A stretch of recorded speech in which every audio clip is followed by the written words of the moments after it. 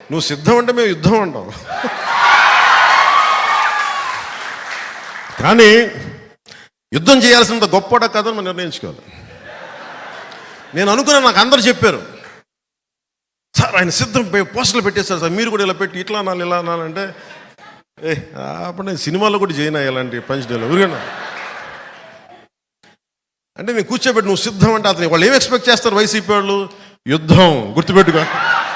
అట్లా నాకు ఎలా ఉంటుందంటే నేను సినిమాలో చెప్పడానికి కూడా ఇబ్బంది పడుతున్నాను. అది చాలా సిల్లీగా ఉంటుంది నాకు. త్రివిక్రమ్ గారు మన భీమవరం వాస్తవ్యంలో నా సన్నిహితులు మిత్రులు ఆయన డైలాగ్ చెప్పారు అత్తారింటి దారిలో, సింహం గెడ్డం గీసుకుంటుంది, నేను గెడ్డం మర్చిపోయాను, సింహం గెడ్డం గీసుకుని నేను గీసుకున్నాను అంతే తేడా. నేను చెప్పాను సార్, నేను సింహం ఇవన్నీ ఇబ్బందిగా ఉంటాయి సార్, నేను చెప్పలేను ఈ డైలాగ్. ఆయన నా బాధ భరించలేక దాన్ని కామెడీగా చెప్పమన్నాడు. కామెడీ అయితే పర్లేదు, ఏదో చెప్పుకుంటూ వెళ్ళిపోతామని. అలా కాకుండా నేను సింహం లాంటి వాడిని, గట్టి సింహం లాంటి వాడిని, జగన్ గుర్తుపెట్టుకో ఇవన్నీ చెప్పను నేను. అవన్నీ అడవిలో ఉండాల్సిన సింహాలు ఇవన్నీ మనం కాదు, మన మనుషులు సమాజంలో ఉంటాం.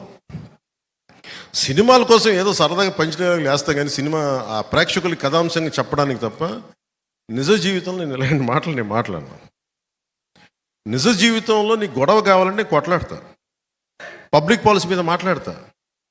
నువ్వు వైజాగ్లో నన్ను ఆపాలనుకుంటే నా సత్తా చూపిస్తా. నువ్వు ఆంధ్రప్రదేశ్ బార్డర్లో నన్ను ఆపితే నెట్టుకొని బద్దలు కొట్టుకొని ముందుకు వస్తే నేను నోటితో మాట్లాడను, నడిచి చూపిస్తా.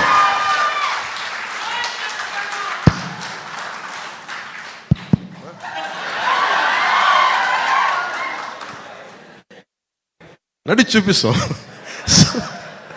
ఇదేంటంటే ఇది వ్యూహం నాకు వదిలేయమని చెప్పాను అందరినీ. టీడీపీ, జనసేన, భారతీయ జనతా పార్టీ నాయకుల ఆశీస్సులు ఉండాలి. ఈ అలయన్స్ కోసం నేనేదో నాకు మెచ్చి మేకతోలు కప్తాను, నేను చేయలే. ఆంధ్రప్రదేశ్ అప్పుల్లో కూరుకుపోయిన ఆంధ్రప్రదేశ్కి, అభివృద్ధికి దూరంగా ఉన్న ఆంధ్రప్రదేశ్కి, ఇది ఈ క్రిమినాలిటీ పెరిగిపోయిన ఆంధ్రప్రదేశ్ని రక్షించుకోవాల్సిన అవసరం ఉంది.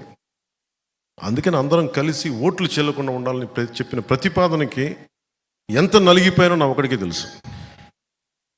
ఈ రోజున అందరూ ఎమ్మెల్యేలు, ఎంపీలు ఏదన్నా అవుదాం అనుకుని దాన్ని ఓటు అందరూ బలంగా ఉన్నారు ఈ రోజున. ఈ బలానికి కారణం నేను పడ్డ మామూలు నలుగుడు కాదు. దీనికి ఎన్ని చీవాట్లు తిన్నానో జాతీయ నాయకుల దగ్గర మీకు తెలియదు, అన్ని చీవాట్లు తిన్నాను. నేను ఒకటే 2 చేతులు పెట్టాను, సార్ మా రాష్ట్రం సార్ ప్లీజ్ సార్ ప్లీజ్, ఇంతే దండం పెట్టి ఈ రోజున జరిగింది. నేను ఎప్పుడు జనసేన పార్టీ ప్రయోజనాలు ఆలోచించాల, ఆంధ్రప్రదేశ్ ప్రజల ప్రయోజనాలు, తెలుగు ప్రజల ఐక్యత ఆలోచించాలి. సో దీన్ని దృష్టిలో పెట్టుకొని నాకు మనందరం బాగుండాలి, ఈ అలయన్స్ బలంగా నిలబడాలి. మనలో మనకి చిన్న ఇబ్బందులు ఉంటాయి, కొన్ని త్యాగాలు ఉంటాయి, ఇవన్నీ కొన్ని తప్పవు. కానీ త్యాగం చేసిన ప్రతి ఒక్కరికి గుర్తింపు వచ్చేలాగా రేపొద్దున్న ఎంపీటీసీలు కానీ జెడ్పీటీసీలు కానీ స్థానిక ఎన్నికలు ప్రతి దాంట్లో 3వ వంతు జనసేన బలంగా తీసుకునేలాగా నిలబడేలాగా మనం ఓటు ట్రాన్స్ఫర్ కనుక జరిగితే టీడీపీని మనం వదిలేసిన చోట్ల, టీడీపీని నుంచున్న చోట్ల జనసేన ఓటు ట్రాన్స్ఫర్ అయితే మటుకు రేపొద్దున స్థానిక ఎన్నికలకి అదే మీకు బలం అవుతుంది, మర్చిపోకండి.